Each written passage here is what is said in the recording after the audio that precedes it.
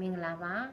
ဒီကာလဟာခရစ်ယာန်တွေရဲ့ဝါရင်းကာလဖြစ်ပါတယ်เนาะဝါရင်းကာလမှာကျွန်တော်ယုံကြည်သူသားသမီးတယောက်ချင်းစီတိုင်းဟာဘုရားသခင်အတွက်တင်လူဆက်ကပ်ခြင်းအမျိုးမျိုးတွေပြုခဲ့ကြပါတယ်ဒီရက်40လုံးမှာဘုရားသခင်အတွက်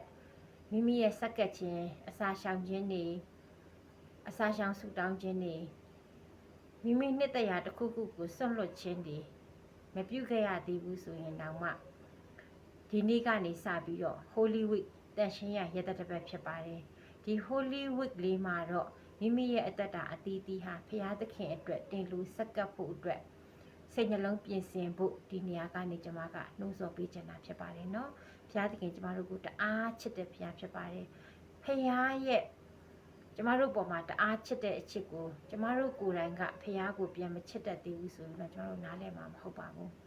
ဥပမာပြောရမယ်ဆိုရင်လူတယောက်ဟာကိုယ့်ကိုတအားချစ်တယ်ဒါပေမဲ့အဲ့လူရဲ့အချစ်ကိုကိုကလက်မခံသေးသေးကတော့အဲ့လူကိုအရန်ချစ်တယ်ဆိုတာကိုနားလည်မှာမဟုတ်ပါဘူးအဲ့လူရဲ့အချစ်ကိုကလက်ခံပြီးမှအဲ့လူကိုချစ်တဲ့အတွက်သူ့စီကလာတဲ့အပြုအမူ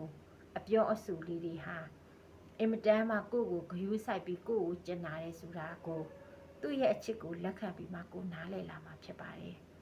ဘုရားသခင်ရဲ့အချစ်ကိုကျမတို့နားမလည်တတ်သေးတာဟာဖះကိုကျမတို့ဟာပြန်မချစ်တတ်သေးလို့ပဲဖြစ်ပါတယ်ဖះကိုကျမတို့ကိုယ်တိုင်ကပြန်ချစ်တတ်သွားပြီဆိုရင်တော့